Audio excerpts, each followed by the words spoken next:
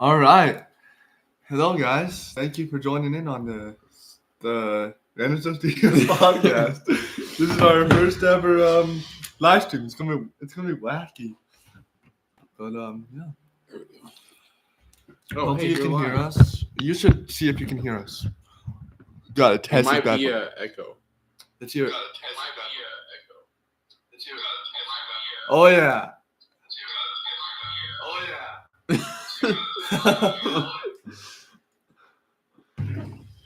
All right. Yeah. So let's get the show on the freaking road. All right. So as you guys can see, it's called NSX Studios Podcast Change of Focus. We've been really known for our sports lately, and so we're changing our focus to motivation.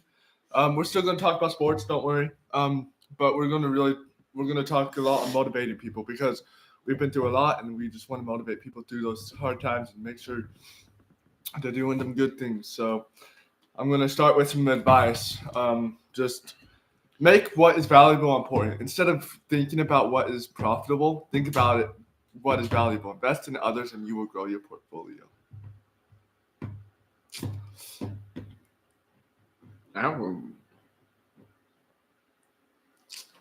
One of mine is think before you speak, read before you think, and then, oh yeah, here it is. Keep your face always towards the sunshine, and shadows will fall behind you. I like that. Walt Whitman. And now it's to the actual motivation and religion. We're gonna have some religious stuff because we're religious guys. If you guys don't like it, well, that sucks for you. So, my first thing is wanted to toss from general conference. I don't. It was. I think it was the afternoon session on Saturday, and it was. Oh wait, I didn't listen to Saturdays. I was at work. it was this guy. He said, I don't remember who it was, but he said he was talking about how the Lord wants us all to be one. Like He wants us all to be unified, and and the quote that I got that said, "The Lord said, if you are not one, you are not mine." And he said that comes from scripture. I don't remember what scripture he said in that, but that quote really stuck out to me. Was if we're not, in other words, if we're not unified, we are not. He doesn't want to be with us. He doesn't want to be associated with us if we're not unified. So, one of the Henry B. Eyring's talk in, I think it was first session on Sunday. I liked how he was talking about wasn't his great grandma that went to. I haven't heard the Sunday session. You what? So we both haven't heard it. Okay. So he's talking about I think it was great grandma. It was illegal to teach the gospel. I don't remember what city it was, but she started teaching it, and the cops showed up and arrested her for it, and then she decided to write a letter to the judge, and then the cop took it to the judge the next day, and then his grandmother was free. Oh, because he was his grandmother was writing to her about. Can I play like short of the video? Yeah, if it's better understanding than declaring him great sorrow.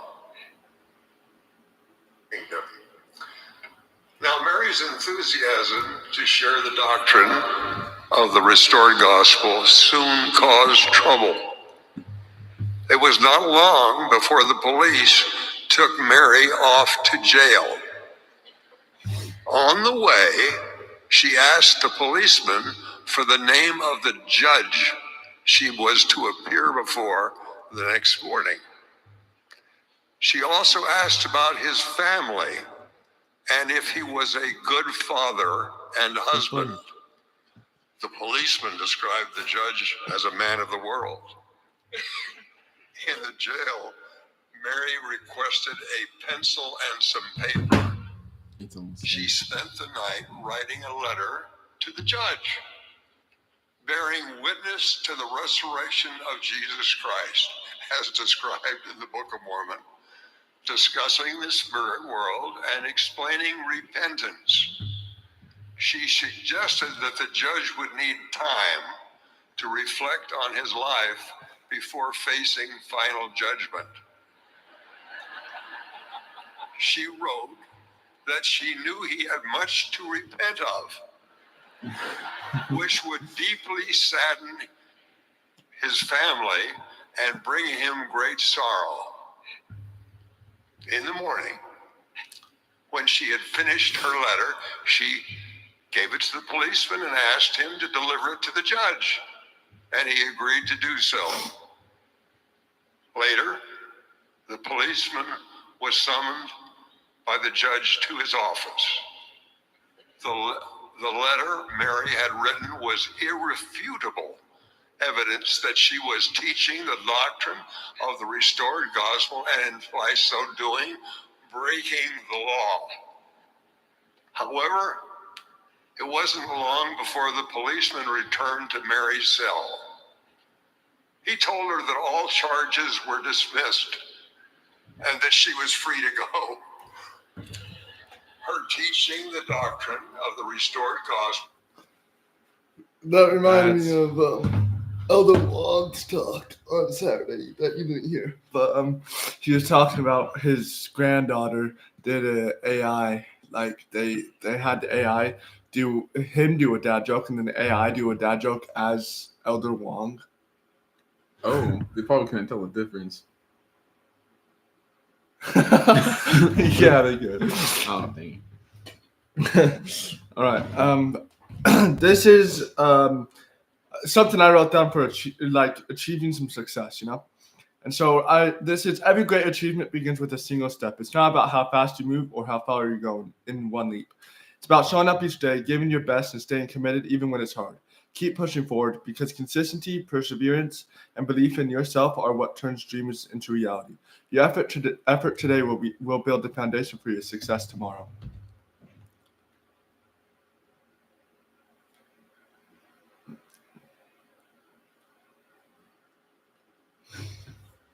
Whoa.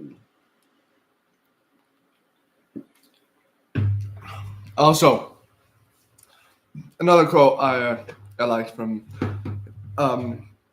General Conference was dressing modestly.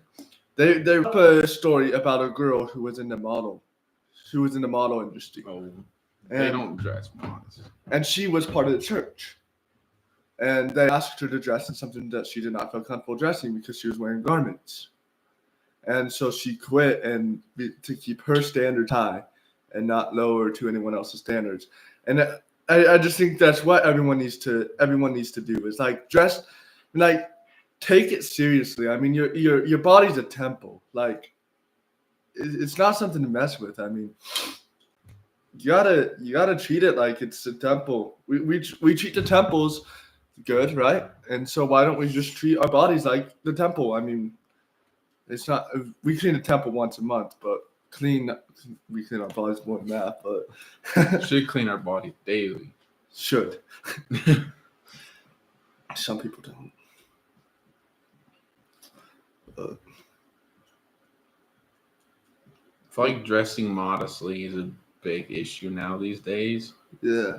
Especially I'm noticing it at BYU from what we went to last Wednesday. Yeah, and even yesterday, dude, like it was terrible in the student section. I mean, I'm sorry, BYU girls, but dress modestly. I mean, you're freaking you're the image of God. Like, be the image of God.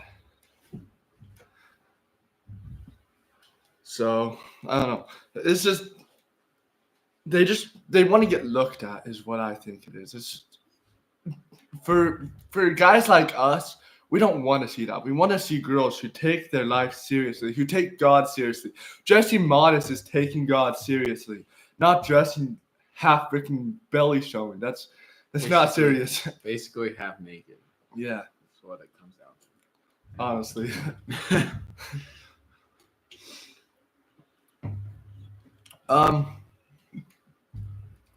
Remember that every step you take, no matter how small, brings you closer to your goals. Success isn't about perfection or instant results. It's about consistent effort, learning from setbacks and believing in your potential even on the toughest days. Keep pushing forward because your dedication and resilience are what truly define your journey. You got this, guys. A lot of this stuff I wrote down myself. If it's a quote, I'll say so. A lot of it I just wrote down thinking through. This is stuff I've thought out through the whole week. So Yeah, you were way ahead of me. Mine is do all the good you can, be by all the means you can, in all the ways you can, in all the places you can, at all the times you can, to all the people you can, as long as ever you can. not sure I really understood that. Me neither. As I was reading it, I was like, wait a second.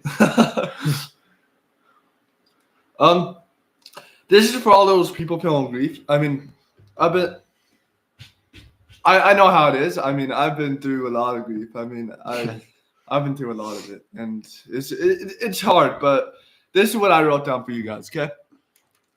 Grief can feel overwhelming, like a weight that's hard to carry, but it's important to remind yourself that healing doesn't mean forgetting or letting go. It means honoring what was, while finding the strength to keep moving forward. You're allowed to feel sad, to miss, and to mourn. Yet, even in your darkest moments, there's a resilience within you that endures. Take things one day at a time and be gentle with yourself. Healing isn't linear, but every moment you keep going, you're honoring the love and the loss in your own unique way. It's okay to take your time. So, I mean, I've had 3 friends commit suicide, and I mean, I lost my grandpa when I was 9 years old, so I was really young for that. And grief's something I very well know, and so I've been through it a lot, and I know for a fact that you can get through it. It's hard. I mean, having your friends commit suicide and making you think you could have done something really puts grief on you, but you just gotta know it's part of God's plan. I mean, God knew they were gonna do it. God knew it was all part of the path. So you just gotta think of it in the right way. God, that they're not dealing with those pains anymore, and God said it for them now.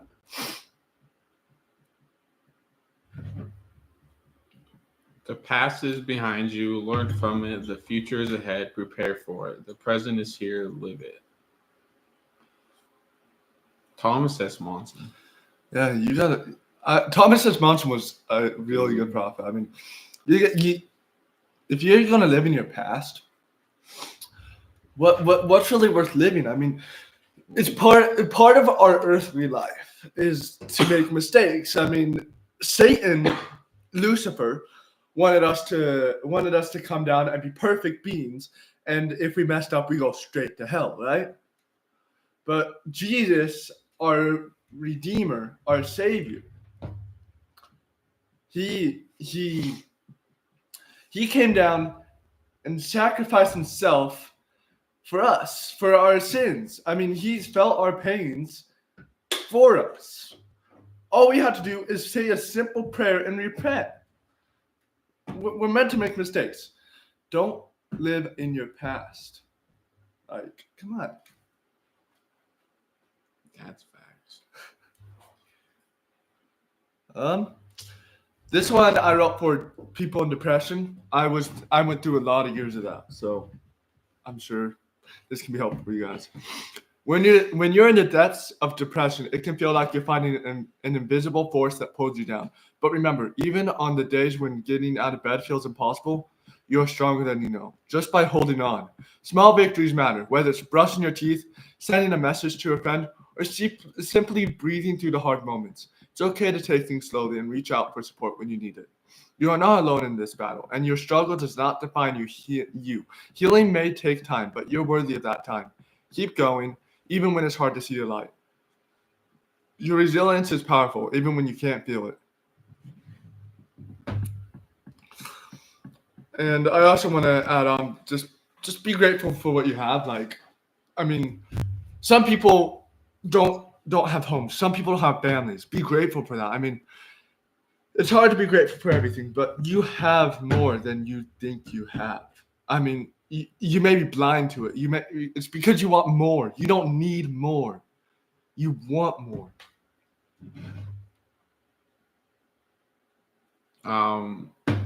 This is a quote from President Russell M. Nelson. My dear brothers and sisters, the joy we feel has little to do with the circumstances of our lives and everything to do with the focus of our lives. It's kind of really hard to focus on your life when there's a lot of bad and weird things going on in this world today. I don't know what else I'm going to say about that. I had it in my head and then it just went away. I feel like I want to try something else in the camera angle. I want us to be facing each other. You know? I wonder how that would work. Don't worry, guys. This is newer for us. We don't have to do this.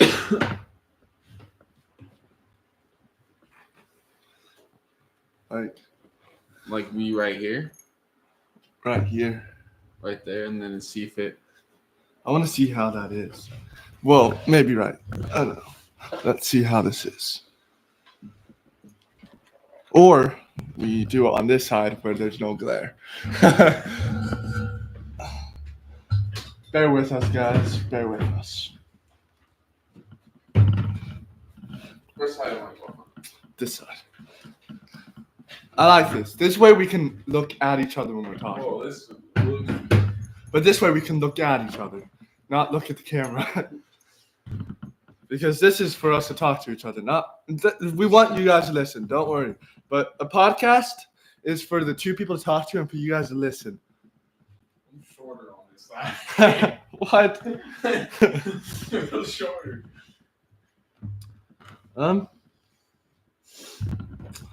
This one I wrote down. It's like steps for success, and it's just to help people get successful. Success is a journey, not a destination. It's about setting goals, working hard, and persevering through challenges. Remember, every small step forward counts, even when progress seems slow or setbacks occur. Here are a few thoughts that can keep that more you motivated. Number one, define your purpose. Understand why you want to succeed. What drives you? What impact do you want to make? When your goals are aligned with your values and passions, the motivation to push forward will come naturally. 2, focus on growth, not perfection. Success is often about resilience and adaptation. Embrace failures and setbacks as opportunities to learn and grow. The process of overcoming these obstacles is what strengthens your character and abilities. 3, visualize your success. Take a moment every day to imagine yourself achieving your goals. Feel the satisfaction and joy of success in your mind before it happens. This mental exercise can build confidence and reinforce your commitment. 4, consistency is key. Talent and skills matter, but it's consistency. I gotta make sure this is charging. Just realized. Okay. Because this thing dies if it doesn't charge. Show up every day even when you don't feel like it and put in the work. Your efforts will compound over time. 5, surround yourself with positive influences. The people you associate with can either lift you up or bring you down. Choose to be around those who inspire, support, and encourage your ambitions. 6, believe in yourself. Self-doubt can sabotage your potential. Trust in your abilities and remind yourself of your strengths. You are capable of more than you think. 7, stay hungry and stay humble. Celebrate your successes, but don't let them make you complacent. Keep setting new goals and stay open to learning. A humble mindset keeps you grounded and willing to improve. That's one line for taking. This is one line, yeah. Yeah, mine's on the line. It's if you want to be successful though, you gotta follow those steps because you're not going to become successful being an ignorant person or a person who thinks so much of themselves. You're not going to be successful because then you're going to go into those trials of life and then you're going to think so little on yourself and then you're just going to fall down and then what's going to happen? I mean, we see all sorts of things. People commit suicide. People go homeless. People they just follow the wrong path if they think too much of themselves and fail to succeed. It's part of life to fail to succeed. You got to follow that path. You fail and then you succeed. Kind of sucks that way, but that's kind of how it's supposed to go. You always just want to succeed, but then it never ends well if you just succeed. God put us on here to have trials. He did not put us on here to have an easy time. He wants us to be out here. He wants us learning because he wants us to be the gods that he is. He wants us to have our own kingdoms. When we get to that point, I mean, he wants us to have our own family. Do what I get out of it is do the same thing that he's doing now, is put people on the earth and trial them, and different earths, of course, our earth, and trial them and see, and just be a good God. Like, be like Jesus, be like him. Because I think it was my dad who told me this, but he's pretty sure that God did the same thing that Jesus did. Pretty sure. We don't have any facts on that, but it's very possible. I mean, it's very possible.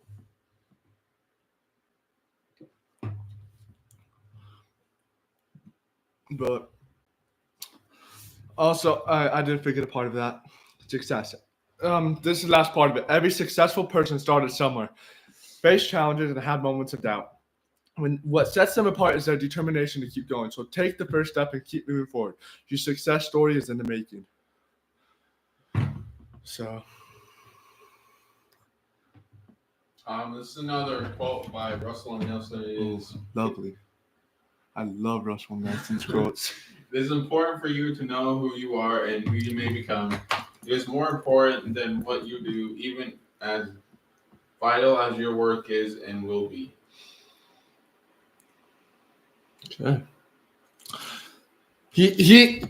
I mean, how can you not think he's a prophet of God?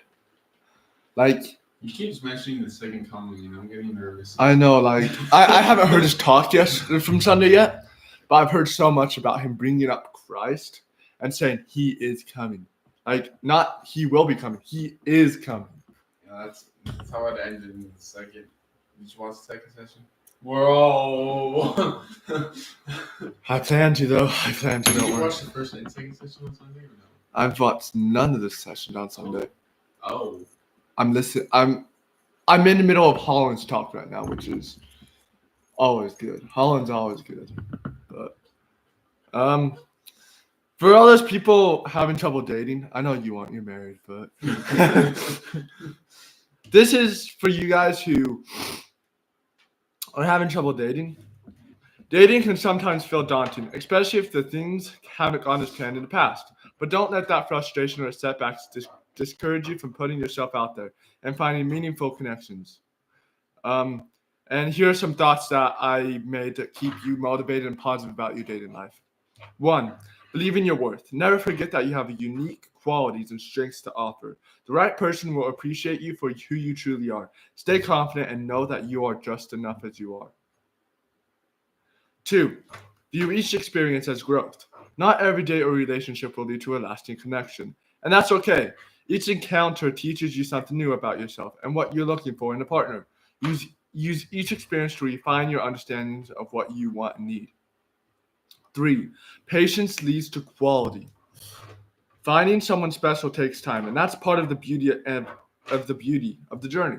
Don't settle just to be in a relationship. Hold out for the person who matches your values and makes you feel truly seen and supported. 4, keep an open mind. Sometimes love shows up in unexpected places or in people who may not fit the image you had in mind. Stay open to possibilities and be willing to explore connections that feel genuine, even if they aren't what you initially expected.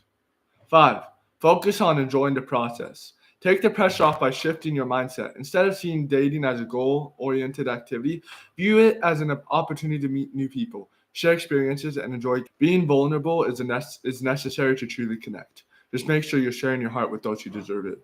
7, stay true to yourself. Don't change who you are who are to fit what you think someone else wants. On this, oh my gosh, I said this the other day. On this, oh my gosh, I can't speak today. I'm just gonna have Google say it for me because I'm not gonna keep messing up. So. Authenticity? Authenticity. Authenticity. We were both okay. close. Authenticity is magnetic, and the right person will be drawn to you for who you genuinely are. I even wrote this, dude. 8. Enjoy your independence. While dating, don't forget to invest in yourself. Cultivate your own interests, passions, and friendships. A fulfilling life makes you more attractive and helps you approach dating from a place of strength and confidence. Remember, dating is as much about getting to know yourself as it is about meeting others. Stay optimistic and enjoy the process. The right connection will come when you least expect it. Yeah, I focused on one person when I first started dating. Never again. Well, I'm never gonna have it again. You focused but on what? one person. I wanted to stay with them forever. And that ended badly. So, yeah, that's not a good thing to do. Yeah. I mean, I know how that is. I mean, but all relationships, they're good. I mean, whether it ended bad, ended good, ended on good terms, ended on bad terms, it doesn't matter. I mean, they were good for you. They made you the person who you are. And so, yeah.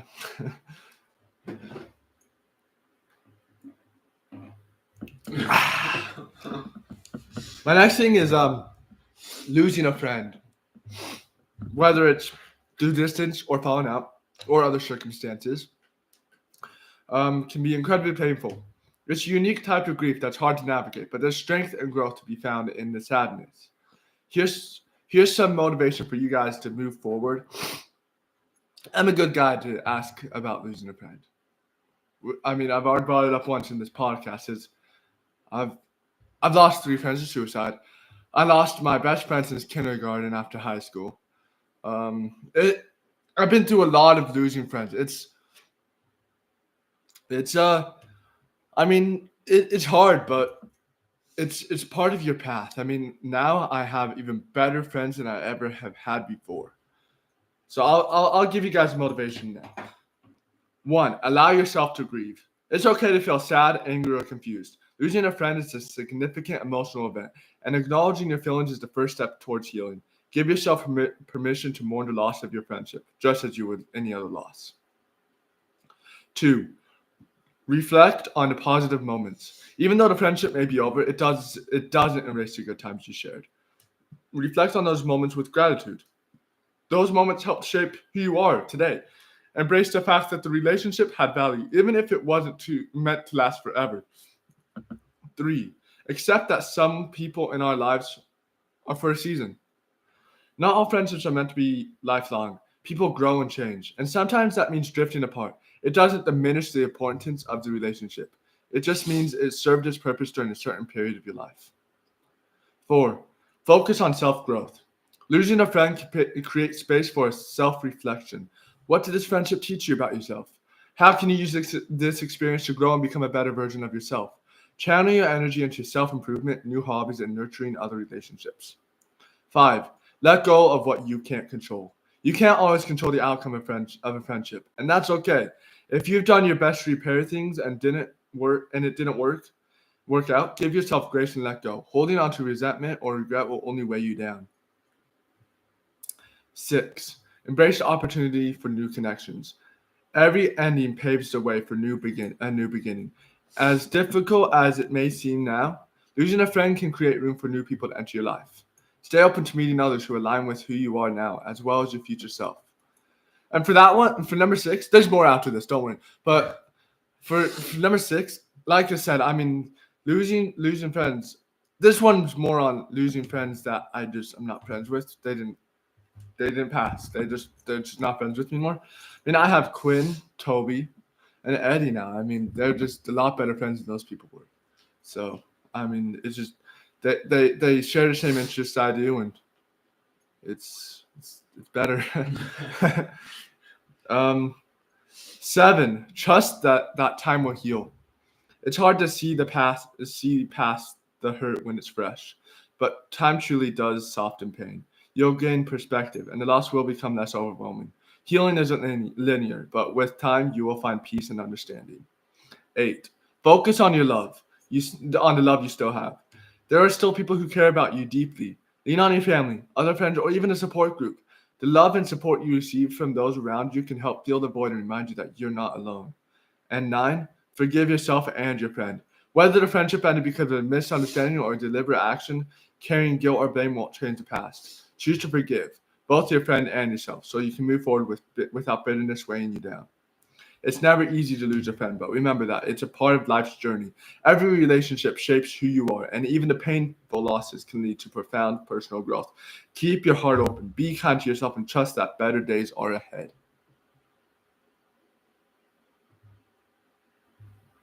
So, this is 30 minutes of motivation, man. And we got more. It's only 30 minutes. Yeah, we got more. This is going to be awesome, guys. Ready for some ASMR?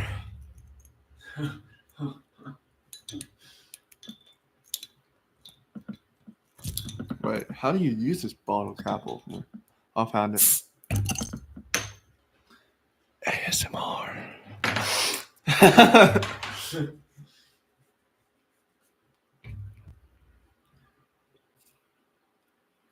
Anything you want to add on to that last one? There's a lot that you just said. Just choosing good friends can always just lead to good paths, and it's hard to move on after you, not just passing for, like your friends passing, or you just like not friends with them anymore because of a certain something, but you will eventually move on and learn from hopefully the good. Yeah. My next topic is losing a friend to, this is losing a friend to suicide. Because there's a lot of people who lose friends to suicide. Because let's crunch some math really quick on this, shall we? How many, let's word that differently. What percent of, how do we want to word this without the FBI thinking I want to commit suicide? I'm just going to say, how many people commit suicide a day? Just a day. Oh, it's telling me, hey, you should reach out to 988 suicide prevention. Oh boy, you're gonna get the cops on you. In 2022, 49,000 people died from suicide. That is not good. 49,000. Suicide is a real thing. It's for me. It's just as sad when someone commits suicide as when a grandma dies. From natural causes. It's still death. It's just saying they're gonna die someday anyways. It's just you made it quicker. It's hard, but it's I just think that suicide's so unnecessary. I mean, life's going to get better. It really is. I mean, you may not know at the age you're feeling suicidal right now. You really may not feel that life's going to get better. It is. I mean, I've been where you guys are. I have been. I've been suicidal in my life. I really have. I'm not now, but I have been before. And life got better. I mean, I'm heading to San Antonio for my mission for the Church of Jesus Christ of Latter-day Saints. And I mean, usually people who went through what I have been through don't go on missions. They don't go further. Sometimes they don't even go further in life. Their life's over at that point. For me, I thought my life was over. There were so many times I was thinking, hey, I need to take my dad's keys and I need to drive up to that canyon. Because his keys were just right there for me. But no, I fought because I know God loves me and he has a plan for me. And he doesn't want, this is not how he wants it to end for me. His plan is for me to go share the gospel now. But there's further after that. But for now, it's to go share the gospel in San Antonio and to motivate all you followers. But I'll get to that losing to a friend now.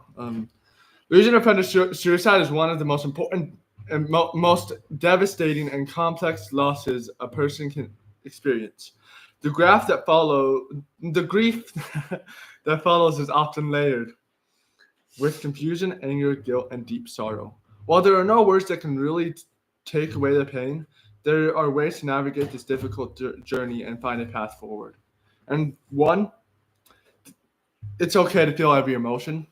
You might feel sadness, anger, guilt, shock, or even relief that your friend's suffering is over. And I'm going to be honest with you. With Brady, he was the closest one he's the closest one that passed away to me, like killed himself to me. I mean, I played basketball with him in junior high. And we were just in the ward for years together, and we just been buds. And so at first, I was definitely in sadness. I mean, as soon as I found out, I was a mess. And then I was angry with myself, not Brady.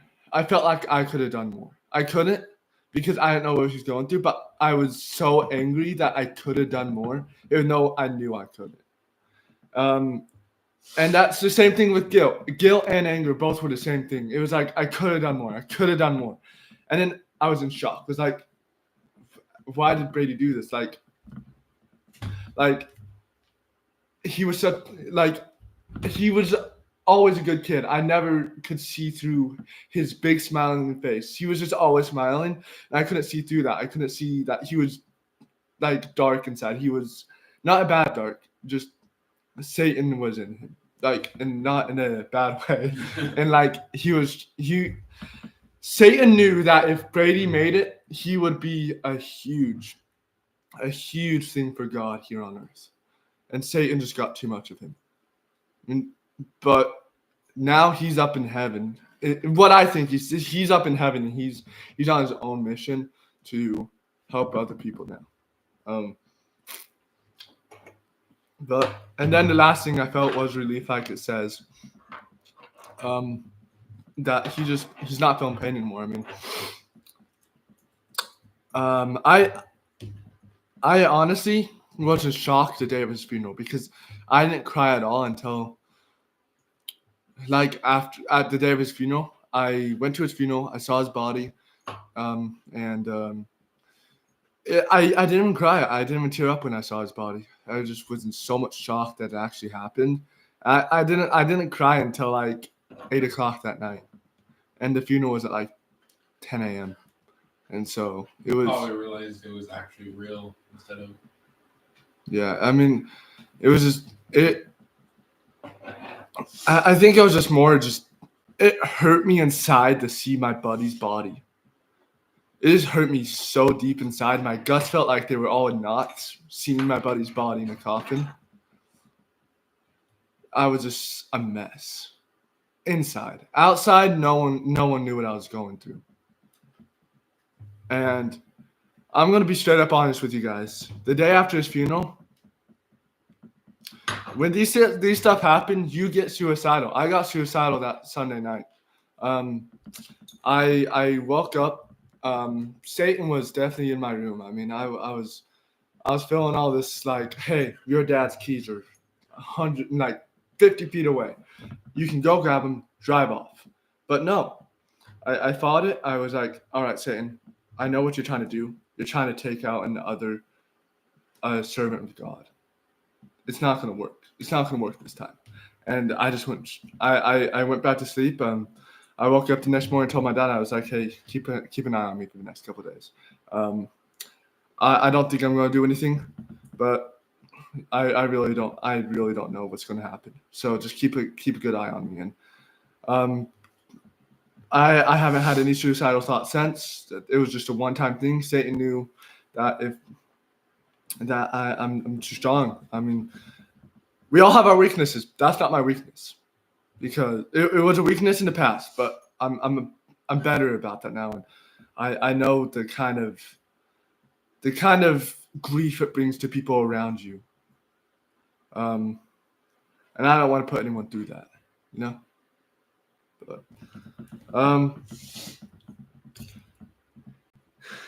2, you are not to blame. One of the hardest parts of losing someone to suicide is the what ifs, what that follow. You might wonder if you could have done more, or if there was signs you missed. Remember that your friend's choice wasn't because of something you did or didn't do. Suicide is an incredibly complex and often Even those closest to the person are unaware of the depth of their pain. 3. Remember the good memories. It's easy to get caught up in the tragedy of their loss, but try to remember your friend for the person they were, not just how they died. Reflect on the good times, the laughter, and the unique qualities they brought into your life. Hold on to those memories and let them remind you of the impact they made. 4. Talk to someone you trust. You don't have to go through this alone. Reach out to friends, family, or a counselor.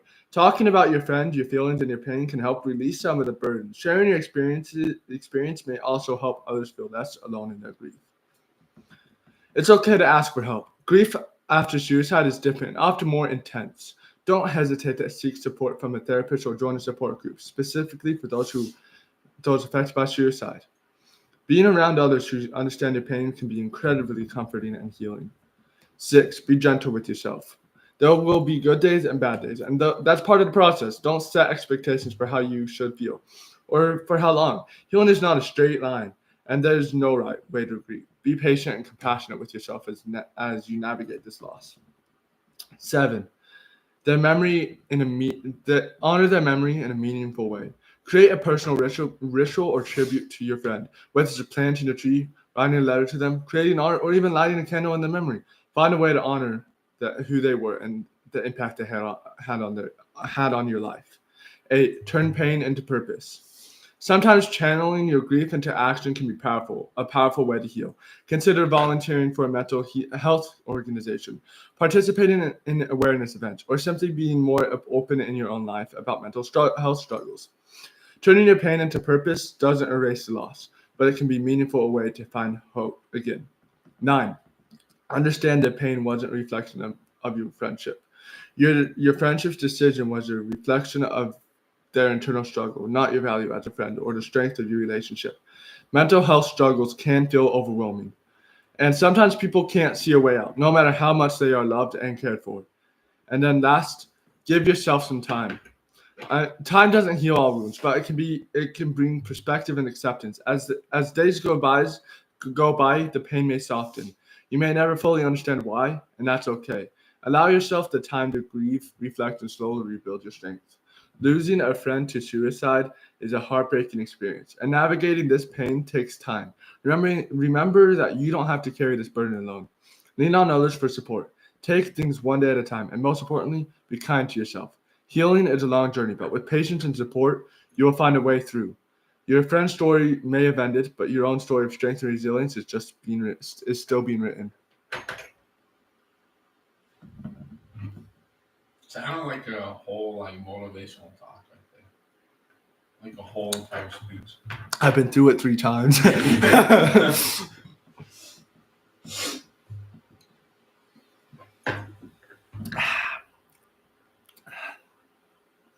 Mexican Coke. I was gonna make a weird joke, but no, I'm listening. Go ahead. What? Go ahead, say the joke. No. Yeah. How do the Mexicans taste?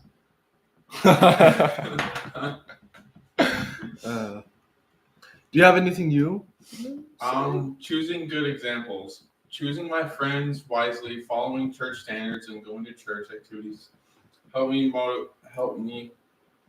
motivate me to do things I should do, like reading scriptures and working on personal progress.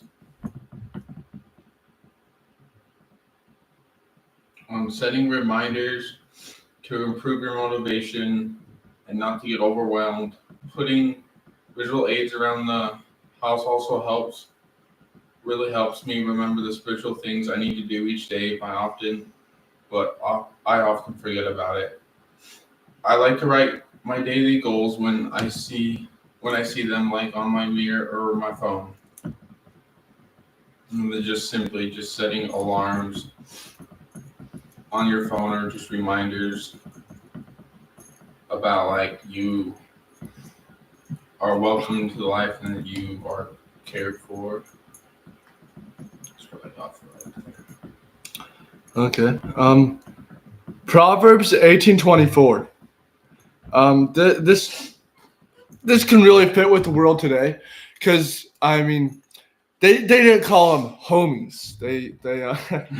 But we got brothers, man. We do. And it says, a man that hath friends must shew himself friendly, and there is a friend that sticketh closer than a brother.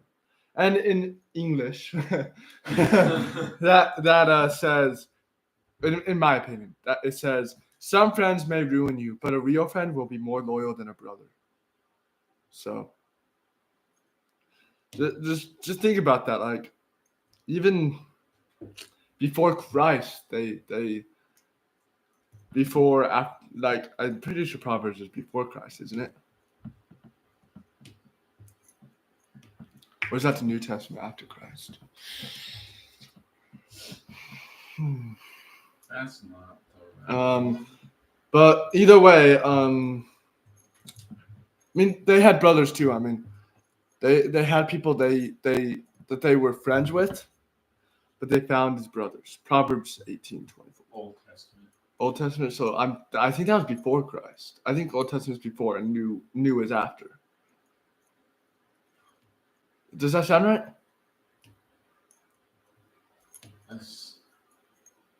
Yes.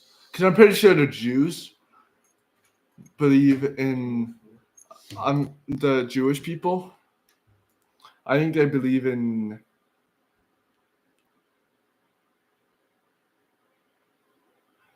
the Old Testament because Christ they believe Christ hasn't come yet, and so I'm not saying that your guys' religion's wrong. I don't ever want to say that because everyone's religion is right in a different way. You know, for me, I'm a part of the Church of Jesus Christ of Latter-day-Saints, and I'm a member of that, and that's what I believe in. That, but I'm not going to ever diss on anyone else's church. What I believe is Christ is going to come down and show him his piercings and show him that he has been here before. Jews believe that he's going to come down for the first time. The second coming is going to be his first time. So, there's a lot of different religions. Yeah. And it was before his birth. Okay. And also this one sticks out to me too. First Nephi chapter 3 from the Book of Mormon, verse 5.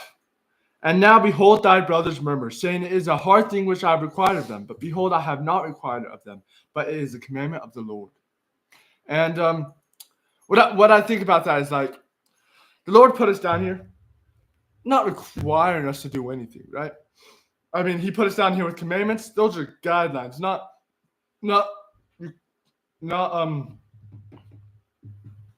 required stuff. Like, we're not required to follow this. We have free agency. We pick what we want to do.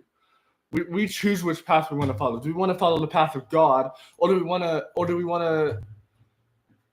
follow the path of sin? I mean, you're gonna sin on both paths. I mean, it's inevitable to sin. It's inevitable. But if you have the choice to follow God, or you have the choice to not follow God. If you follow God, you can repent. If you don't follow God, you're not going to know about repentance, and the final judgment is going to be real hard.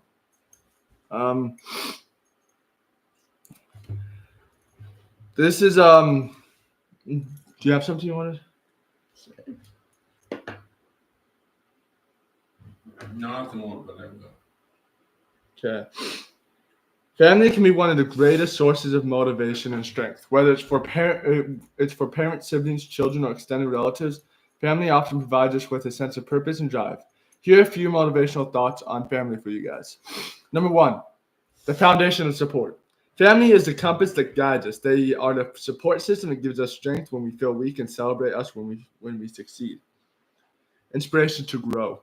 Your family's belief in you can be a powerful force. Let their faith in your potential inspire you to chase after your dreams and never give up. 3, unconditional love. The love of the family is unconditional. It's a reminder that no matter how difficult things get, you are never alone. There's always a place where you belong. 4, a reason to persevere. When times get tough, think of people who look up to you, rely on you, and love you. Their presence can be the motivation you need to keep moving forward.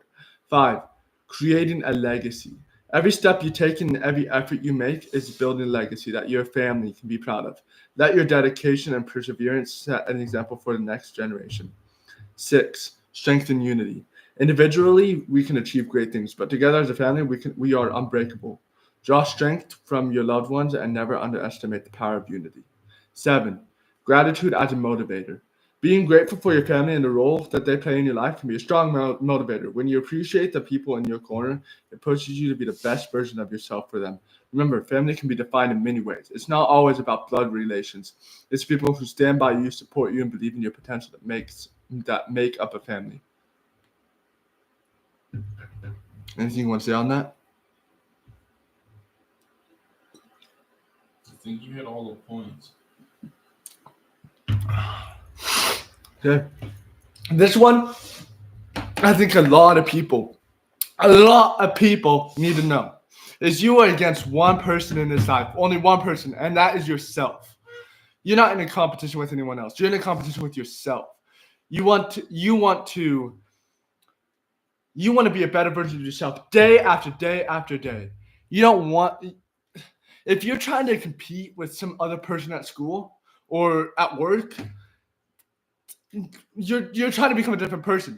You're you. Like you if you're trying to get better, just become a better version of yourself. Each day you're just gonna get better and better, and you're just gonna be a better person. Competing with other people it's gonna drag you down, because I'm not saying that you're not gonna be successful, but some people can be successful before you are successful. That's going to drag you down. Some people are going to get married before you get married. That's going to drag you down. Some people are going to have hot girlfriends. You're not. It's going to drag you down. But if you compete with yourself, you're going to be the GOAT of the life. You're going to be the greatest of all time. So. Hey. What? That's somebody. I don't know who. It's okay. It's okay. It's your first time, so. If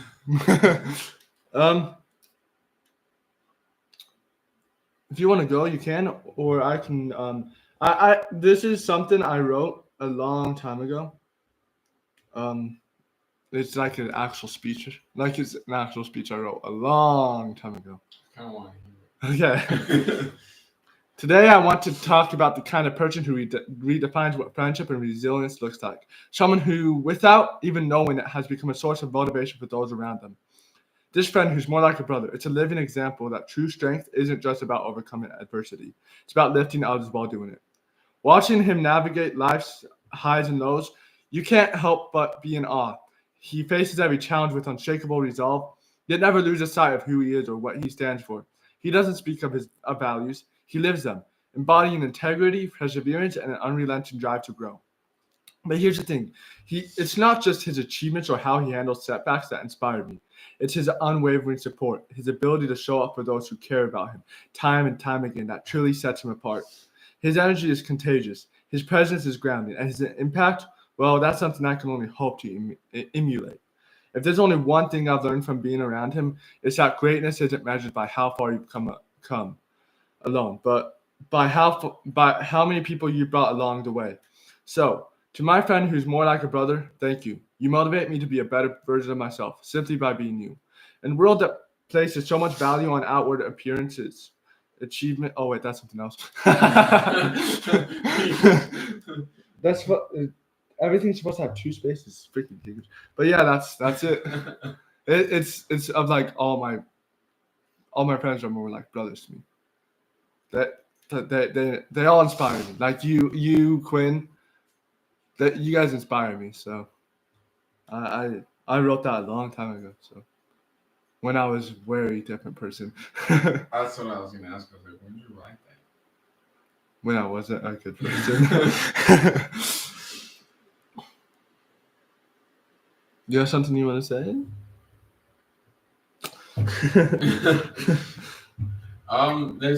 This quote is just called happiness. The happy life is not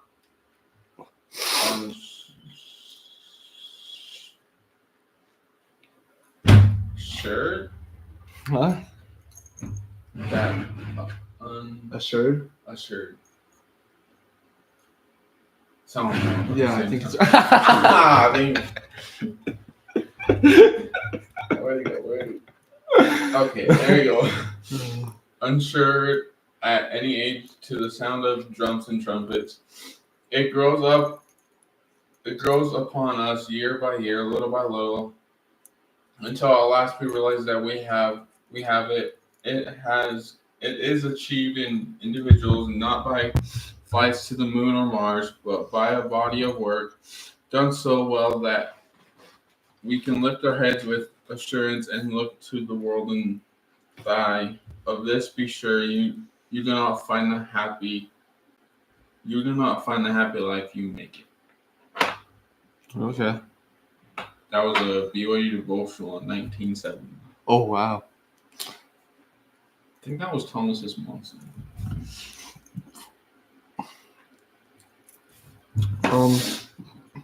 In this world, it's a lot of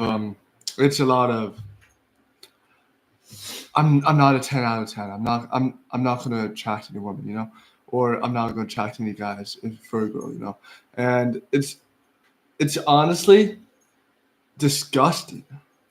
Like yes, you want a good looking girlfriend, you want a good looking boyfriend, but they don't need to be 10 out of 10. They need to be good looking in your eyes, not in everyone's eyes. If they're good looking in your eyes, shoot for it. I mean, right here I have something about it, okay? In a world that places so much value on outward appearances, achievements, and superficial standards, it's easy to feel like you're not enough. Maybe you don't fit into the society's mold of what a 10 out of 10 should be. You might feel overshadowed by other success, judged for how you look, or unnoticed because you're not living up to the world's expectations. But remember this, God doesn't see you through the lens of the world's standards. You were never meant to be measured by grades, job titles, or the opinions of people. To him, you are more than a number, a like, or a follow. You are his masterpiece, wonderfully and fearfully made. You are not defined by society's idea of perfection. You are defined by the love of a creator who knows every hair on your head and every beat of your heart. God sees your worth beyond what's visible. Where the world sees flaws, he sees uniqueness. Where others see weakness, he sees potential. Where you see failure, he sees lessons that shape your destiny. To God, you are already a 10 out of 10, not because of what you've done, but because of who he made you to be. When you feel discouraged or inadequate, remember that the one who matters most looks at you with the eyes of unconditional love and acceptance. He chose you, called you, and loves you just as you are. So stand tall. Don't measure yourself by fleeting standards. Measure yourself by the love of God that says you are infinitely valued, irreplaceable, and worthy. In his eyes, you don't need to strive for perfection. You are already whole. You are already enough. You are already a 10.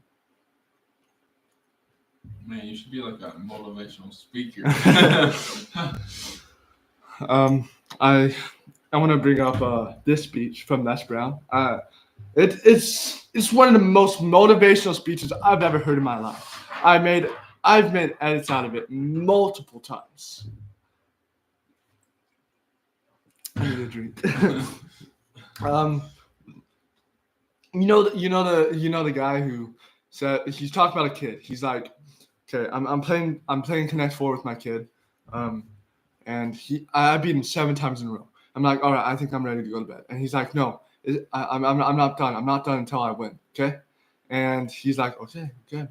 And they played 11 more games, and the kid finally won. And he said, all right, I'm ready for bed. And the guy, I want to get this exactly right. I'm gonna get this exactly. That's Brown.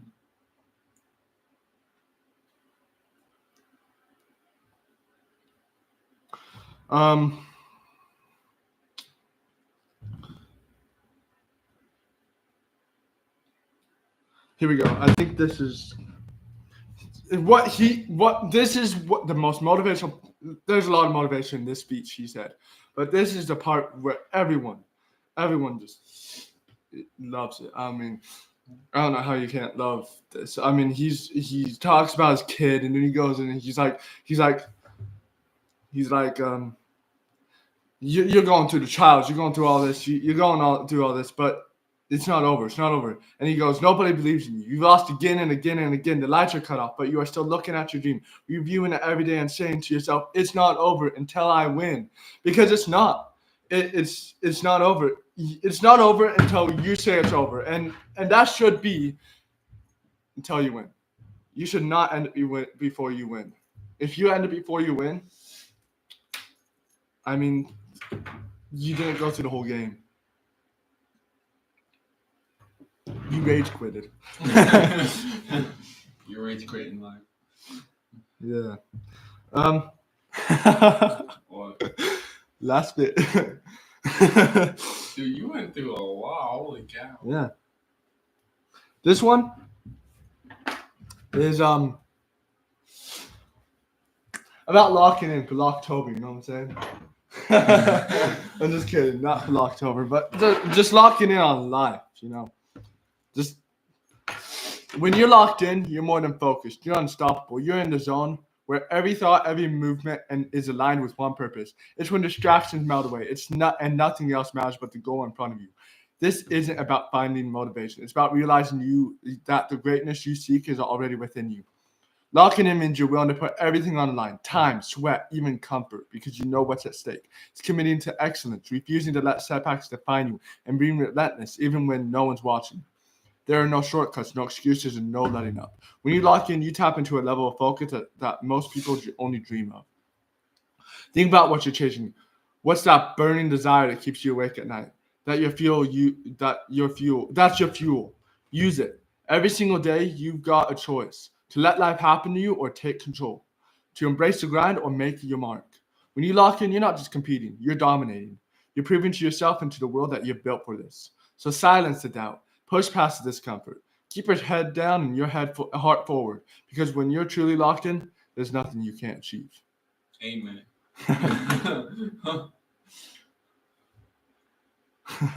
Dang. You should like really be emotional like speaker. Get like a whole stage and get tickets, man. You'd be like. This one is on discipline. Discipline is the bridge between where you are and where you want to be. It's not about perfection. It's about showing up, even when you don't feel like it. Every time you choose to stay focused, put in the work, and to keep pushing yourself, you're putting strength and resilience. Remember, it's not always the big leaps that make the difference, but the small, consistent steps taken over and over again. Trust the process, because your dedication today will be the foundation of your success tomorrow. Stay committed, stay focused, and keep pushing forward. You guys got this. And I wanna talk more on suicide being part of God's plan. Just like I got a blessing the night Brady passed, the night after Brady passed, because I didn't find out till the night after. But I got a blessing, and in the blessing it says God knows what you're going through, but He wants to let you know He's here for you. That Brady is your new guardian angel. That it was God knew this was coming. Like legit, it said that in the blessing. God knew this was coming. He just it didn't say this part in the blessing, but I just don't think He knew how to tell me, knowing that I've already been through it. That if he found a way to tell me, I would have stopped His plan. I wouldn't have let it happen.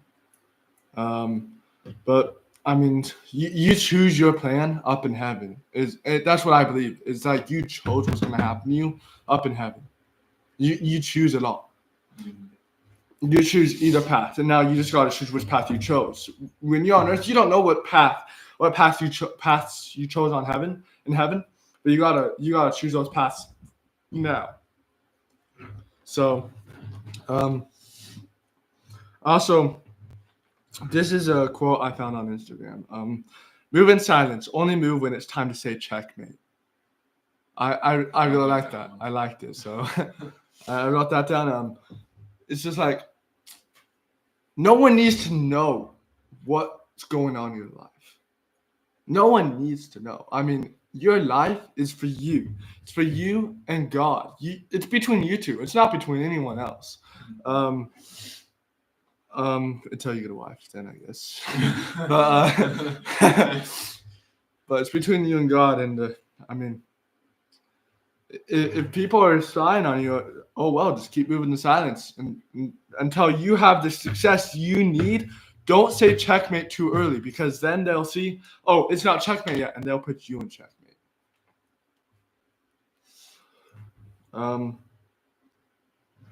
This one I thought of randomly. It's I am not talented. I'm obsessed. It's not talent. It's obsession. In basketball, you're not born with talent. I mean, I started playing in 8th grade. I sucked. Same. I had 3 knee surgeries in basketball. It wasn't injuries. I just sucked. And 9th grade, still the only team to beat the teachers. 17 points by me at 5'3". I was 5'3", and it's called an obsession, not talent, because talent is something you're born with. I had to practice and practice and practice. Same with football. I had to practice and practice and practice. Everything is practice. It's not talent. Like Michael Jordan. Yes. Exactly. And also another one I wrote down was no risk, no story. If you don't risk anything, what's there to talk about? I mean, the story's gotta be good. It's gotta be good. It's not like, yeah, I went down the street, I got some milk, I came back. That's my story. No, like take some freaking risks. Freaking go down the street, jump over some cars or something. Freaking dodge some attacks from some burglars or something. Get the milk. Go through the same stuff on your way back, and that's a story.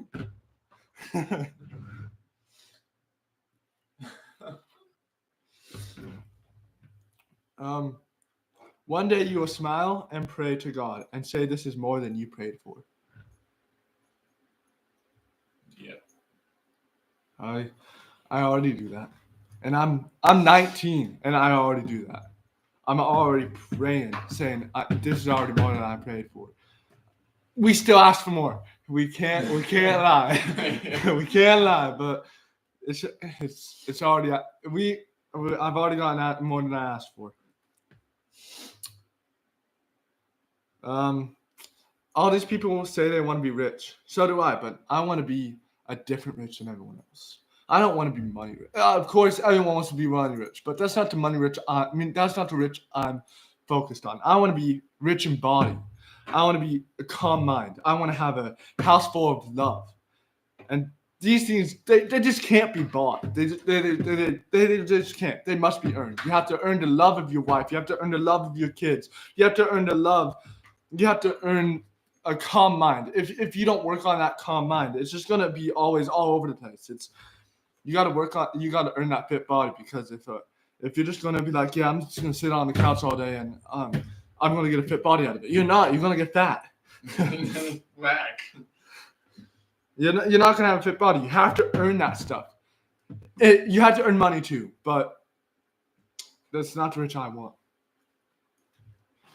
And for people to know you're rich, you buy stuff to make you look rich.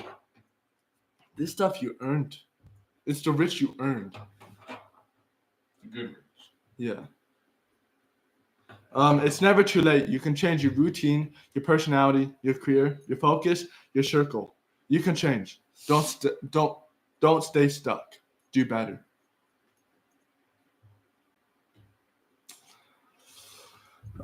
This one is on the Bible. The Bible gives a lot of game. Like, man, gives a lot of game. I mean, so does the Book of Mormon, so does the Old Testament, the New Testament, Pearl of Great Price, all of it. It gives so much. But in the Bible specifically, you got Proverbs 13, verse 20. Walk with the wise and become wise. Associate with the fools and get in trouble. So if stay with the wise, and you're gonna be set. You're gonna be set in life. You're gonna be wise. You're gonna be making the wise choices. But if you're with the wrong people, you're gonna go down the wrong path. You're gonna end up in jail or stuff like that. You're just not gonna make the right choices. It's always hard to recover from that. It really is. Proverbs 12, verse 26. The righteous choose their friends carefully, but the way of the wicked leads them astray.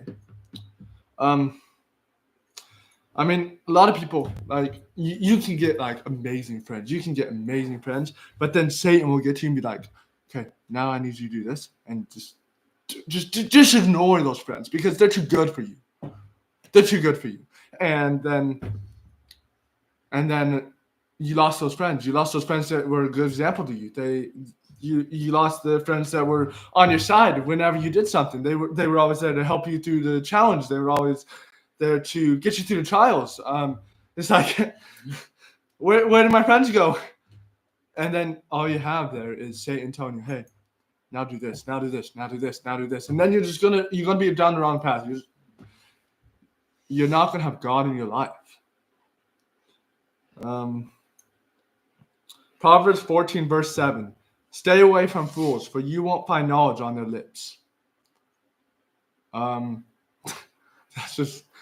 just straightforward, man. Like, if you're with some freaking people who are just trying to lead you astray, I mean, that's not knowledge. That's them trying to take you away from your high standards.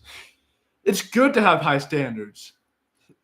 Not a lot of people like it. Yeah, low standards is stupid. Like, if you have low standards, you're gonna end up with a kid at 16. You're gonna end up with like lung cancer from smoking and stuff like that. It's just, if you have high standards, you're gonna have a good life. You're gonna have a great life. You're gonna have a great wife. You're gonna have great kids. You're gonna have a great house. You're gonna have a great job because you had high standards.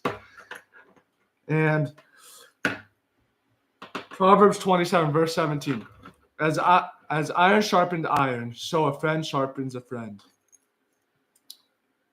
Just get a friend that sharpens you. Like, makes you a better person. Like, if you're gonna get friends, pick the right ones, because if you pick the wrong ones, they're not gonna make you a better person. They're gonna make you a worse person. They're gonna dull you. They're gonna use you so much that you're not gonna be sharpened. You're gonna be dull because they're not gonna take care of you. They're gonna use you, but not take care of you. Your other friends, they'll use you, but not in a bad way. They'll use you and then sharpen you right after. Make sure you stay sharp. And last one, 1 Corinthians 15, verse 33. Don't be misled. Bad company corrupts good character. So, yeah, I mean, Satan's going to try to lead you to the bad people, but that's misleading. God's going to lead you to the good people. Follow God's light, not Satan's darkness. And another thing is, it does not matter how slow you go as long as you don't stop. You can take as slow as you want, but if you stop, you have to start all over. And then you're going to feel like you're being rushed. And then you're going to have to go faster and faster and faster. But if you just go slow and don't stop, you'll never have to restart. And you can just go slow as long as you need. And the goal for anyone should be to look back and say, dang, all that hard work wasn't worth it. You didn't work hard enough. You did not work hard enough. Because if you didn't find it worth it, you didn't get what you needed. If you worked as hard as you could, you would have gotten what you needed. Forgive your younger self, believe your current self, and create your future self.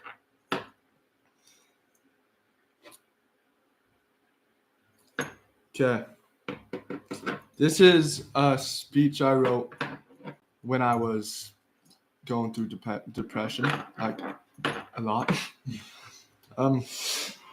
To anyone feeling overwhelmed by darkness right now, I want you to say this. You're stronger than you think. I know it feels like you're standing at the bottom of a mountain, staring up at a climb that seems impossible, but you're still here. You've made it to this very moment, and that's proof of your strength. There's no shame in struggling. It's a part of being human. But depression does not define who you are. You are not the pain, the sadness, or the hopelessness you feel. You are the fighter who wakes up every day, even when the world seems heavy. You are the one searching for a glimmer of hope, even when everything seems lost. Remember, there is a light on the other side of darkness. There is joy beyond the despair, love beyond the numbness, and the peace beyond the pain. Your story is not over. Every breath you take is a testament to your resilience. And while you may not see it now, every step forward, no matter how small, is a step towards healing. So hold on. Hold on to hope. to faith, to whatever keeps you moving forward. Because one day when the clouds start to lift, you will look back and see how far you've come. And you will realize that you, with all your scars and broken pieces, are still whole, still worthy, and still here. You are a survivor. A survivor, and survivors always find their way through. And that's all the motivation I have today. Holy crap. Wow. That was a lot to take in.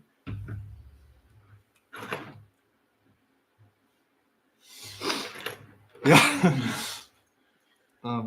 Yeah. It's really, really good in motivation. I've been through so much just trauma and so much. Especially this past year. I've been through so much in my life, man. I've been through so much. If I didn't motivate people with what I've been through, I'd be useless. I mean, like, God didn't put me through this for nothing. I mean, He put me through this so I can motivate others who are going through the same exact thing.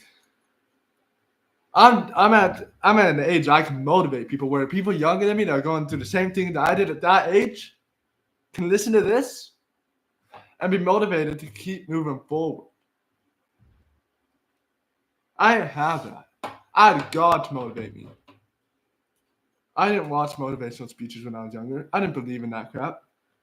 But now I'm like, if I didn't have motivation, if I didn't motivate others, it's just the world would not only me motivating others, but other people motivating people. The world would just be so bad. I mean, no motivation. Yeah, it'd just be bad. I mean, no motivation anywhere. Dad? But no motivation anywhere. It would just be bad.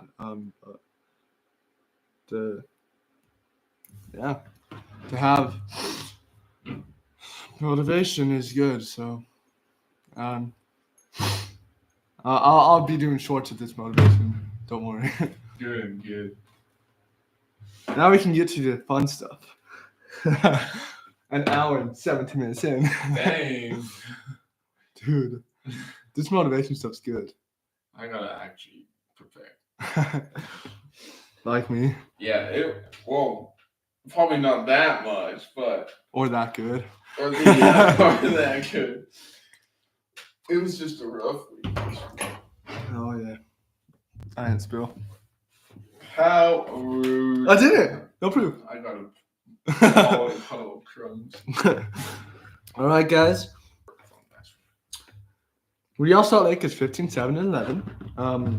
BYU women's soccer is 5-5-3. They lost to Arizona 2-1, and they will be playing Kansas today at 5 p.m. Utah women's is 5-4-4. They beat Arizona 4-1, and they play at Kansas State at 6 p.m. today. And number 9 Utah State women's soccer is 10-0-2. They beat New Mexico 1-0, and they will be playing Wyoming today at 3 p.m. Some pretty good games for BYU. Utah State's looking good this year. I mean, freaking. For volleyball. That was soccer. That was soccer. One of them, they were doing really good. Random fact of the day, shall we? Yes, sir. An ant's sense of smell is stronger than a dog's. Chainsaws were first invented for childbirth. I knew that. You knew that? It's developed in Scotland in the late 18th century to help aid and speed up the process. That's. How many people died, does it say? There's a blue highlighted link, but I'm too scared to click on it, but it's not going to load. Oh, it's loading. By Toby Saunders. Toby, no way.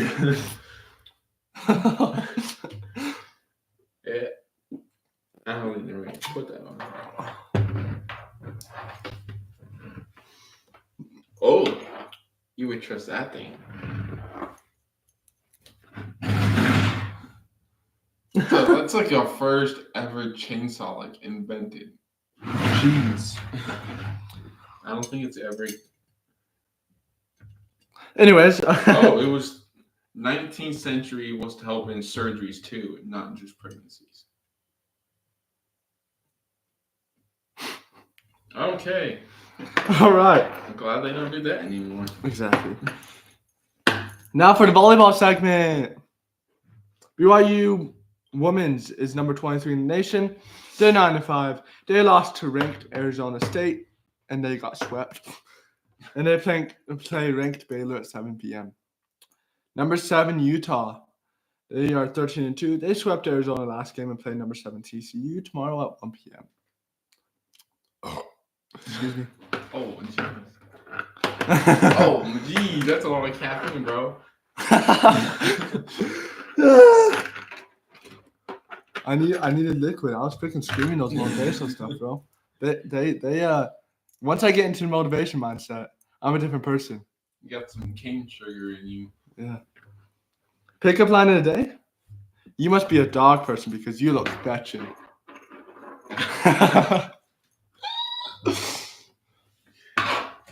I just got that one. Get off my website. Are you on this the knot? I think so. Get off my website. Get off my website. I used some of these before and you never noticed. Oh. Hey, how was heaven when you left it? I don't know. I don't remember heaven.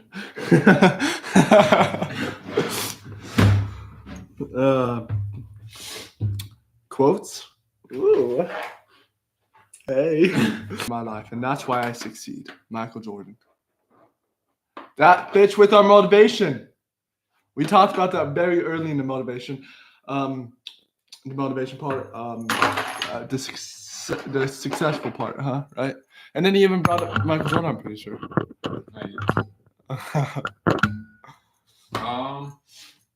The world is round, so that friendship may encircle it. I don't know how to say who it's by. Yeah. That is Piertella D. Harden. Is that supposed to be a soundbar? Because it's not working. I don't know. Probably not. I hope not. Oh, it just went up when you laughed. Yeah, see, it goes down when we stop. Oh no. Please be working. Oh yeah, it's working. All right. Yo mama joke of the day? That's loud and clear, bro. Oh yeah. I don't know why it's saying there's like No sound. Speaking loud enough. It only goes up 2, even when we scream. Ready? Ah! Oh, it went up. Oh, someone's on. That's you. It came onto a screen. That could have been me. Yeah. It was just late. Oh my gosh.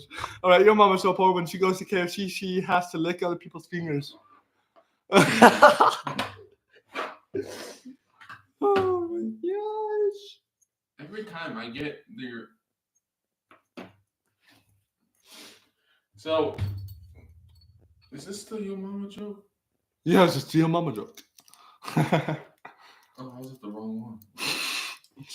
Your mom was so stupid, she put 2 quarters in your ears and thought she was listening to 50 Cent.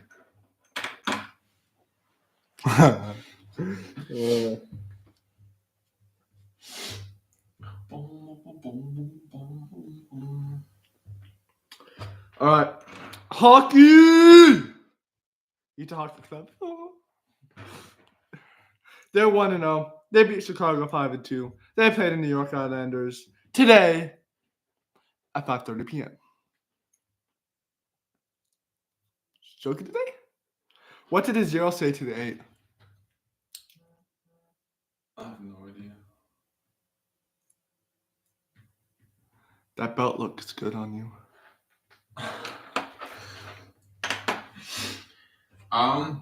My joke is kid number 1 said, "Hey, I bet you're still a virgin." Kid number 2 said, Yeah, I was a virgin until last night. Kid number 1, as if. Kid number 2, yeah, just ask your sister. Kid number 1, I don't have a sister. Kid number 2, you will in about 9 months. Oh. 28,000 people reacted to that. That one's good. That one is freaking good. Football segment! Utah football, 4-1. Lost to Arizona. Oh. Losers. 23-10. They play Arizona State tomorrow at 8:30 p.m. BYU football, 5-0. First or second. It depends. They beat Baylor 34-28. Yeah, that sounds about right. And play Arizona on Saturday at 2 p.m. I got work off for it.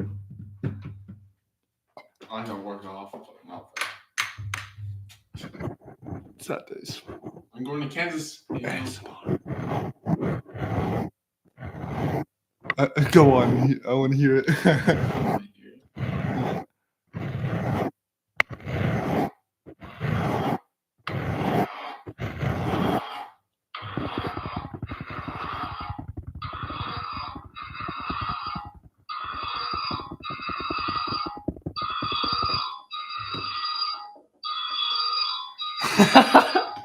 What's going on?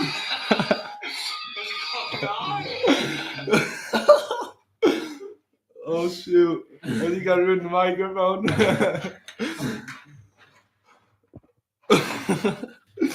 Anyways, Utah State 1-4. Horrible. They lost to Boise 62-30. They play UNLV tomorrow at 7 p.m. Last segment of the day. Short stories. Mine is called Sporting Goods. So, I have this health teacher who's really insane about exercise. This woman has done Ironman triathlons and talks about going to the YMCA at 5 a.m. Yeah, she's crazy. Basically, we have this project to pick a health goal to do for oh yeah. Were you about to take it? No, I was going to put this right here. Oh. Basically, we have this project to pick a health goal to for a month. Things like drinking water, doing squats. For that, you need some motivation. So we're talking about physical things to reward ourselves with. She decided to tell us about her sporting goods fetish. Oh no! I hope you guys know I don't read these before, right? Oh boy. Where she goes into a store and buys a bunch of gear like they were books. In the middle of this, she suddenly goes, I really like dicks. Realizing what she said, she turned around and in a more quiet voice goes, please don't tell your parents. Is that the end of it? What sounds good for food, by the way? My coworker's asking. Where though? What sounds good? I know. Is he willing to meet like anywhere? Probably not all the way up in Provo or Spanish. Obviously. Probably Payson or Santa Cruz area That's what because I'm he works in Murdoch. Does he care if it's like a fast food? No, that's what we usually do. I don't know. Morocco's does have a killer lunch deal though. We also get the craps after usually. Yeah, I don't want the crap. You're gonna get the craps from Indian place though, honestly. It's fast food. But what sounds good? We're still on this. I know. Um, You can decide while you do your short stories. the Krabby Patties from Wendy's. Those are so good, dude. Oh, you've already had those? Oh. I guess we could try that unless if you went with him. I didn't go with him. Okay. How's Okay, well, Wendy's my story sound? is husband arrives home drunk, off his mind, out of his mind. Whoa.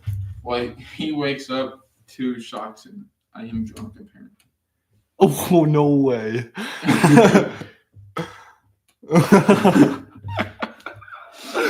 This did it.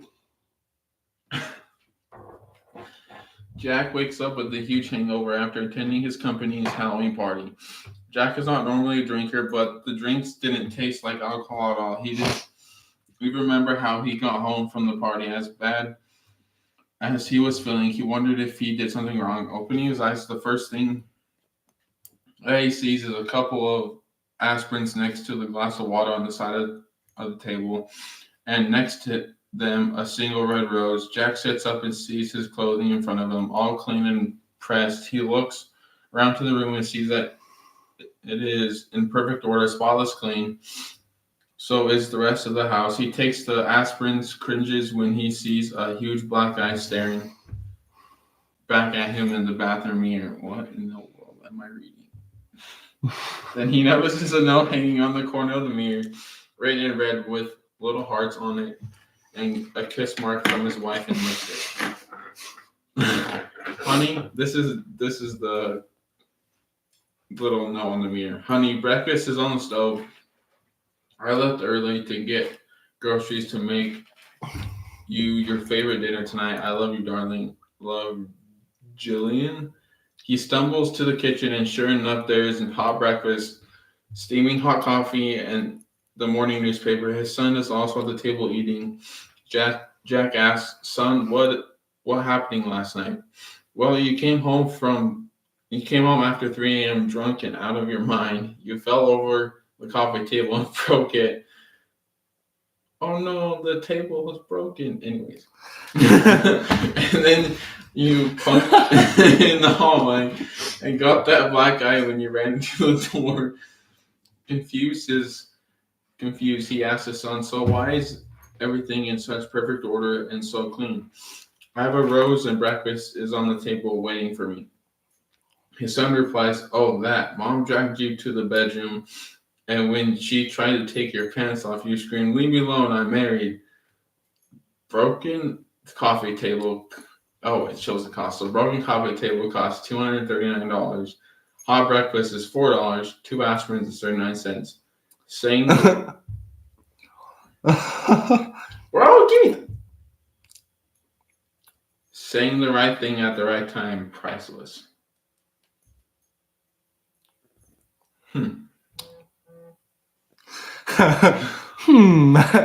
No, like legit. After you said my coworker said Does he want that? Love you, T-Bone.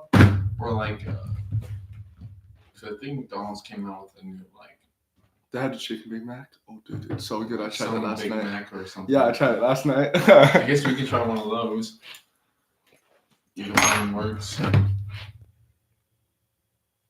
But the Krabby Patty, the SpongeBob is everywhere though. But I'm not trying that pineapple frosting. No, dude, it's actually so good.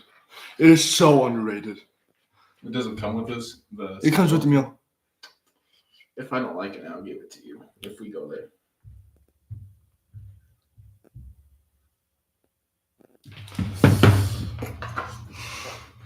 All right, thank y'all for joining. I hope you like our new focus on motivation. An hour and 17 minutes of that. It is definitely an hour longer than we have probably ever done. I don't think we. No, Joey Braxton's was about an hour.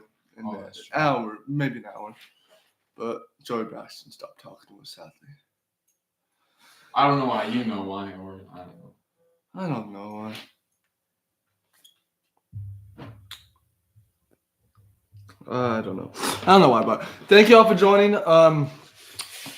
Hope this motivation really helped you. We'll keep it coming every week we can. We're not gonna have the podcast every week. I'm out of here in March. Yeah, just on the special, only the last one. We can probably do one more when I'm at home MTC. It's possible. Plausible. Possible. We'll see how that goes. We'll do the week before as if it's the last one, and then if we can do one more after that, it will be the farewell tour for 2 years, and then we're back at it, and we'll have a kid on it. My kid, not his.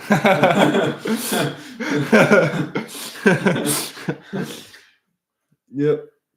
Thank y'all for joining, and see you next time. And peace out. Butter.